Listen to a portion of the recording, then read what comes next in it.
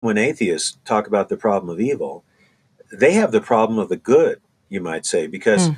there is no God who created the world. How is the problem of evil rooted in the theme of creation? Right. You can't really even conceptually understand evil unless you have an antecedent understanding of what's good. And C.S. Lewis has a very good quote on that, which I give in my book from, I believe it's from Mere Christianity. So the scripture teaches that in the beginning God created the heavens and the earth, and he looked upon it multiple times and said, "It is good."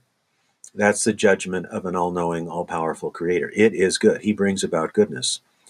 And after human beings are created, at the end of the creation week, he says, "It is very good." And we're told that human beings are made in the image and likeness of God, which means that we represent God through our reasoning, through our volition, through the formation of culture, and so many things. So the problem of evil really starts with the issue of what's good. And the creation is good because it was made by an all good God who brought it into being out of nothing. Now, when you continue the story from Genesis 1 and 2 into 3, we find the historic fall of our first parents, where they made themselves the center as opposed to God, rebelled against God, and then suffered the consequences. So we have creation and fall.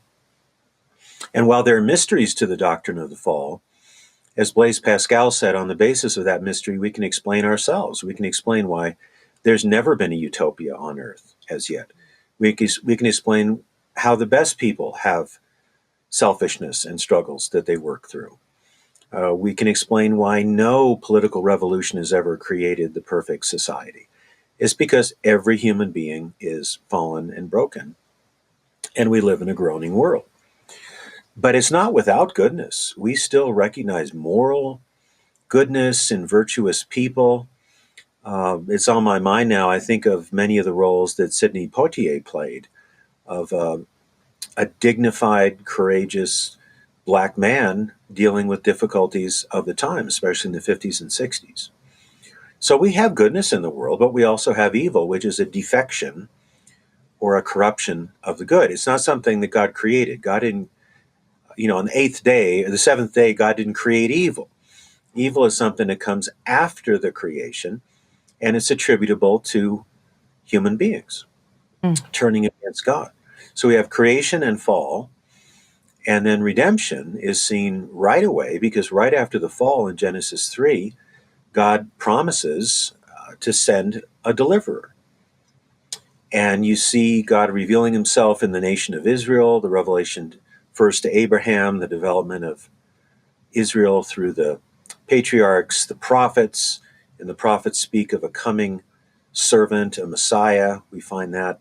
We find him in the person of Jesus. So it's really important to factor in all these elements because often when atheists talk about the problem of evil, they have the problem of the good, you might say, because Mm.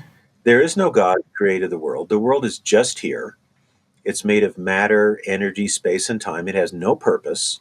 It has no final destiny. Human beings are not special. They're not distinguished from the rest of life. And when you die, you die. All right.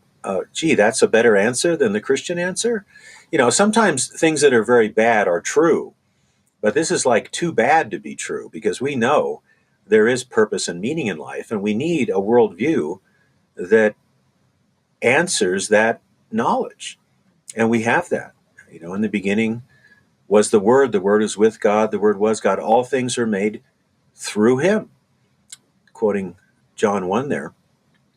And the Word became flesh and dwelt among us full of grace and truth, and he has revealed the Father in space time history. This is not a fairy tale. This is not fiction. As Francis Schaeffer used to say, if you had been at the cross of Jesus, you could touch it and get a splinter. This is real historical actuality. And so the Christian worldview with creation, fall, redemption gives us true hope. I preached a sermon recently called This Hope Does Not Disappoint Us, which is from Romans 5. Um, I think it's Well, I did Romans 5, 1 through 8, basically. All other hopes will ultimately disappoint us, but the hope of the gospel, which is not just forgiveness of sins and justification, but the resurrection of the body in the new heavens and the new earth, that is a reasonable hope. That is a hope based on fact.